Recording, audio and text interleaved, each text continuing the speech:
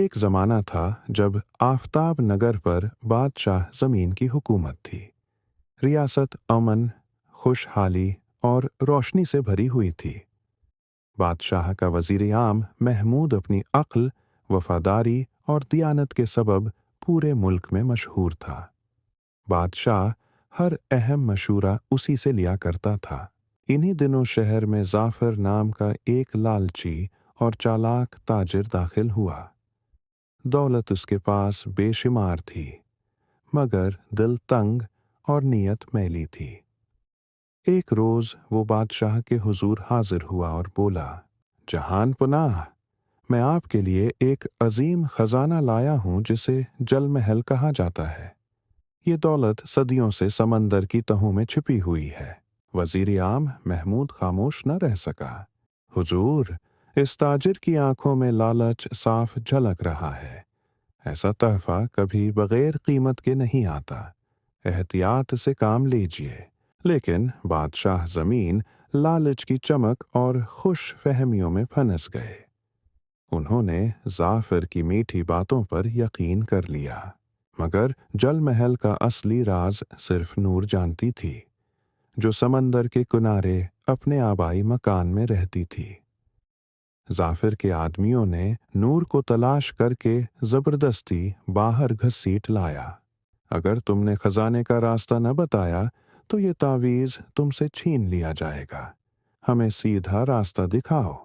نور نے پرسکون لہجے میں کہا، میں راستہ دکھا دوں گی، مگر یاد رکھو، اس خزانے کا محافظ بھی کوئی ہے۔ جلد ہی ایک عظیم کشتی پر بادشاہ، وزیر محمود، نور اور تاجر ظافر خطرناک مہم پر روانہ ہوئے۔ سمندر کے بیچوں بیچ کشتی عجیب بھنوروں میں پھنس گئی۔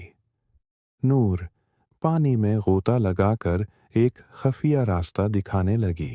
کچھ دیر بعد وہ جل محل کے کھنڈرات تک پہنچ گئے، جو آدھا پانی میں ڈوبا ہوا تھا۔ صدیوں کی خاموشی وہاں تہہ بہ تہہ بجھ گئی تھی۔ سب لوگ اندھیرے تہے خانوں میں داخل ہوئے۔ نور ایک قدیم دروازے کے سامنے رکھ گئی، جس پر پراسرار تحریریں نقش تھیں۔ ظافر نے بے صبری سے چیخ کر کہا، جلدی کرو، دروازہ توڑ دو۔ نور نے راز کھولا۔ دروازہ روشنی سے بھر کر کھل گیا۔ سامنے خزانے کا کمرہ جگمگا رہا تھا۔ سونے کے سکے، ہیرے، جواہرات اور انمول نوادرات کے ڈھیر لگے تھے۔ خزانے کی چمک نے ظافر کو دیوانہ کر دیا۔ یہ سب میرا ہے، تم سب یہاں سے نکل جاؤ۔ اس نے بادشاہ پر حملہ کرنے کی کوشش کی، مگر وزیر محمود نے جان کی بازی لگا کر بادشاہ کو بچا لیا۔